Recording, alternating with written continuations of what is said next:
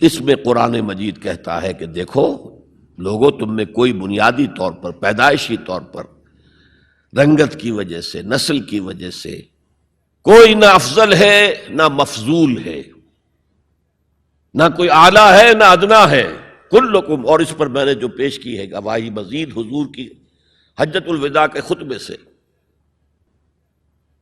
لا فضل لعربی علی عجمی ولا لعجمی علی عربی ولا لاسود علی احمر ولا لاحمر علی اسود الا بالتقوی کلکم بنو آدم وآدم من تراب۔ کسی عرب کو کسی اجمی پر کوئی فضیلت حاصل نہیں، حالانکہ عربوں کی گھٹی میں پڑا ہوا تھا کہ ہم بہت افضل ہیں، نطق تو ہمارے پاس ہے، بات ہم کر سکتے ہیں، خطیب ہمارے ہیں، باقی دنیا تو عجمی ہے، گونگے ہیں یہ لوگ۔ عجم کے معنی کیا؟ گونگے ہیں۔ حضور نے کہا لا فضل لعربی علی عجمی ولا لعجمی علی عربی، اجمی کو بھی، کسی اجمی کو کسی عربی پر کوئی فضیلت نہیں، ولا لاحمر علی اسود، کسی سرخ روح کو، سفید اور سرخ رنگت والے کو کسی سیاہ فام کے اوپر کوئی فضیلت نہیں، نہ کسی سیاہ فام کو کسی گورے پر کوئی فضیلت ہے۔ میں نے شروع میں جب میں حدیث پڑھتا تھا تو میں حیران ہوتا تھا کہ کیا کوئی کالے بھی یہ سمجھتے ہیں کہ ہم گوروں سے افضل ہیں؟ امریکہ میں جا کے بھید کھلا، وہ تو کہتے ہیں ہم مکمل انسان ہیں، یہ تو کچے ہیں، پکے ہوئے ہی نہیں ابھی، مذاق اڑاتے ہیں۔ ان کے ہاں جو ہے سفید چمڑی والوں کا شدید مذاق اڑتا ہے۔ تو حضور نے تو کہا تھا 1400 برس پہلے لولا لفضل لاسود علی احمر ولا لاحمر علی اسود، کسی گورے کو کسی کالے پر، کسی کالے کو کسی گورے پر کوئی فضیلت نہیں۔ کلکم بنو آدم، تم سب کے سب آدم کی نسل ہو، وآدم من تراب، اور آدم مٹی سے بنے تھے علیہ الصلوۃ والسلام۔ یہ جو نکتہ میں اتنے اہتمام سے بیان کر رہا ہوں، اس کے لیے میں گواہی اب دے رہا ہوں ایچ جی ویلز کی، نام سنا ہوگا آپ نے۔ وہ زیادہ مشہور تو ہے سائنٹیفک فکشن کے معاملے میں، اس نے اپنے زمانے میں ایسی کہانیاں لکھی، ایسے افسانے لکھے جو آنے والے دور میں سائنس کے جبکہ عروج ہونے والا تھا تو واقعات کے طور پر سامنے آنے والے تھے۔ سائنٹیفک فکشن، کہانیاں لکھنا، افسانے لکھنا سائنسی بنیادوں پر۔ لیکن تاریخ عالم پر بھی ان کی 2 کتابیں اس شخص کی جو ہیں وہ بہت ہی عمدہ ہیں، اس میں کوئی شک نہیں۔ A short history of the world, اور دوسری ہے a concise history of the world. Concise history of the world میں پہلے میں یہ بیان کر دوں کہ اس نے حضور پر بڑے کیچڑ اچھالا ہے۔ شاطم رسول جیسے آج رشدی ہے، یا بنگالی جو ہے تسلیمہ نسرین ہے، یا ایک اور بھی اٹھ کر آ گئی ہے اب، جس طرح وہ کیچڑ اچھالتے ہیں، جس طرح وہ حملے کرتے ہیں، رقیق حملے کرتے ہیں، ایسے ہی ایچ جی ویلز نے بھی کیے ہیں۔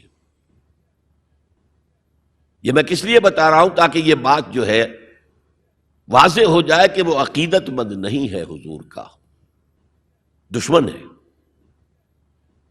اور عربی کی ایک کہاوت یہ ہے کہ الفضل ما شہدت بہ الاعداء، دوست اور عقیدت مند تو تعریف کریں گے، کیا کسی مسلمان کے لیے ممکن ہے کہ حضور کی تعریف نہ کرے؟ بلکہ وہ نعتیں پڑھتے ہوئے غلو بھی کر جائیں گے، کہیں سے کہیں پہنچا دیں گے۔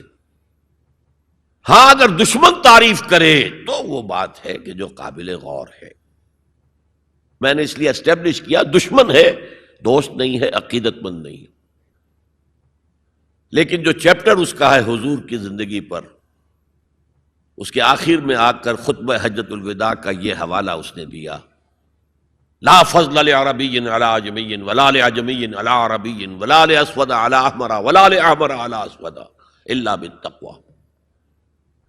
اور اس کے بعد جو اس کا ری ایکشن ہے، اس پر جو تبصرہ تھا کہہ رہا ہوں، اس کی وجہ بتا دوں گا بعد میں۔ معلوم ہوتا ہے گھٹنے ٹیک کر کوئی شخص جو ہے اور سر جھکا کر خراج عقیدت پیش کر رہا ہے۔ ایگزیکٹ الفاظ یہ تھے اس کے، although the sermons of human equality, fraternity and freedom were said before also. And we find a lot of such sermons in Jesus of Nazareth.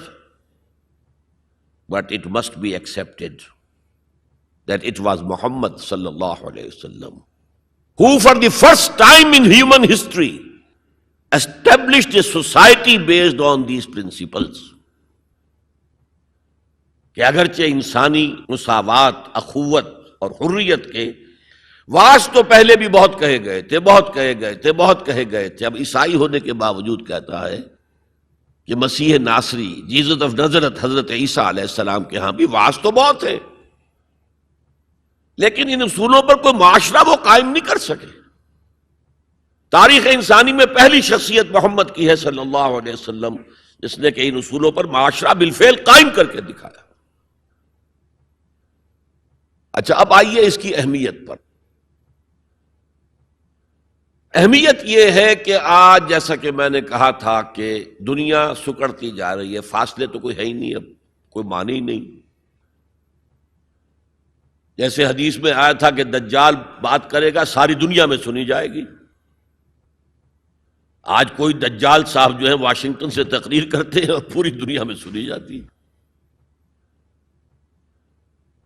اب جو یہ دنیا چھوٹی ہو رہی ہے تو اس کا ایک منطقی تقاضا یہ ہے، یہ جو نیو ورلڈ آرڈر کی بات ہے یہ منطقی ہے۔ کوئی ایک عالمی ریاست ہونی چاہیے۔ اب یہ چھوٹی چھوٹی ریاستیں، نیشن سٹیٹس وغیرہ، یہ تو لڑتی بھڑتی رہیں گی، اس نے اس کے اوپر چڑھائی کر دی، اس نے اس پر چڑھائی کر دی۔ تو ایک کوئی عالمی ریاست، گلوبل سٹیٹ قائم ہونی چاہیے، لیکن اس کے لیے بنیاد کہاں سے لائیں؟ انسانوں کو جوڑیں کیسے؟ وہ تو نسل کی بنیاد پر جو ہے کٹے ہوئے ہیں، رنگت کی بنیاد پر ان کے دلوں کے درمیان جو ہے بودھ ہے۔ انسانیت کو ایک کرنے والی یا ایک ڈوری میں پرونے والی شے کون سی ہے؟ کون سی ڈوری ہے؟ دیکھیے، انہی حالات کا تقاضا تھا، لیگ آف نیشنز قائم ہوئی تھی، لیکن چونکہ سارے فاصلے جو ہے خارج میں کم ہوئے ہیں، دلوں کے فاصلے جو کہ تو برقرار ہیں، ناکام ہو گئی، ختم ہو گئی۔ اقبال نے اس کی موت کی پیشن گوئی کی تھی، بیچاری کئی روز سے دم توڑ رہی ہے، ڈر ہے خبر بد نہ میرے منہ سے نکل جائے۔ تقدیر تو مبرم نظر آتی ہے وہ، لیکن پیران کلیسا کی دعا ہے کہ یہ ٹل جائے، کسی طرح لیگ آف نیشنز باقی رہ جائے۔ ختم ہو گئی، اب یونائٹڈ نیشنز ہے، بالفعل ختم ہو چکی، سپر پاورز کے مفادات کے تحت۔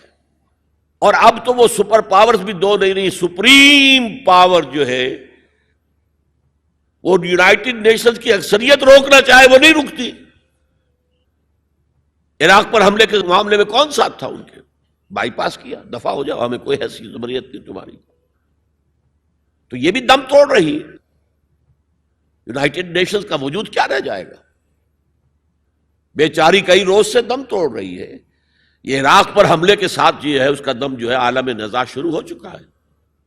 ڈر ہے خبر بد نہ میرے منہ سے نکل جائے، تقدیر تو مبرم نظر آتی ہے، تو اٹل نظر آتا ہے کہ یہ فیل ہو جائے گا، ادارہ ختم ہو جائے گا۔ پیران کلیسا کی دعا ہے کہ یہ ٹل جائے، وہاں دعائیں ہو رہی ہیں کہ ابھی یہ برقرار رہے۔ اس پس منظر میں قرآن دو بنیادیں دیتا ہے کہ جو تمام انسانوں کو جوڑنے والی ہیں، ایک وحدت الہ، وحدت خالق، تم سب کا خالق ایک ہی ہے، اللہ۔ اب ایوولوشن کی تھیوری ماننے والے کیسے مانیں گے کہ کوئی ایک اللہ ہے، کوئی ایک خالق ہے؟ تو نہیں مان سکتے۔ نمبر دو، تم سب ایک ہی جوڑے کی اولاد ہو۔ یا ایھا الناس انا خلقناکم، اے تمام انسانوں ہم نے تم سب کو پیدا کیا۔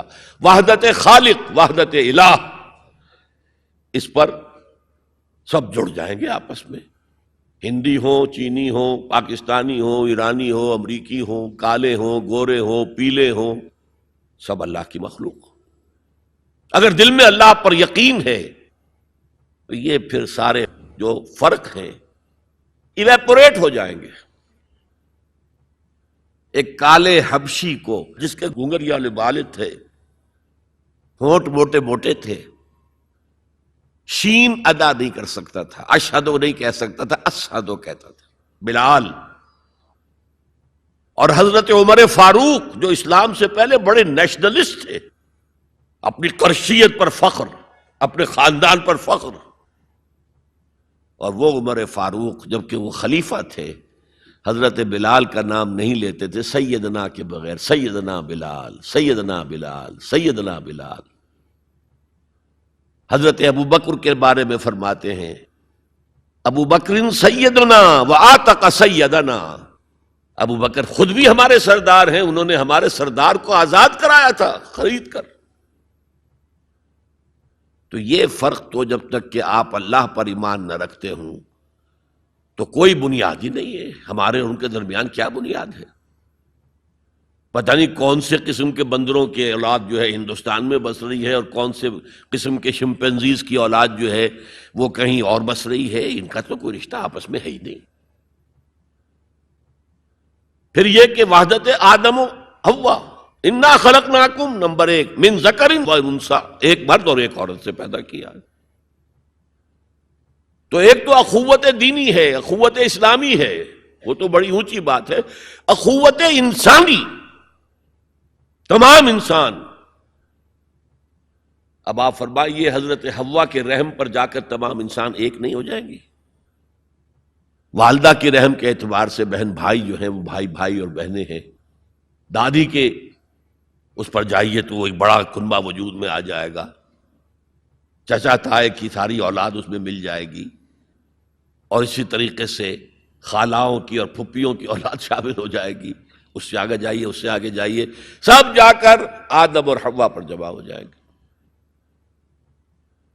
تو آج جو زمانے کا تقاضا ہے کہ یہ فاصلے کم ہو، نوع انسانی جمع ہو، ایک وحدت ہو جائے، وہ تقاضا صرف اسلام کی بنیاد پر طے ہو سکتا ہے، پورا ہو سکتا ہے، کسی اور کے پاس اس کے لیے کوئی بنیاد نہیں۔ هي الحلقات تحفظني بآيات من القرآن، هي الحلقات تملأني بحب المصطفى العدنان، هي الحلقات تحفظني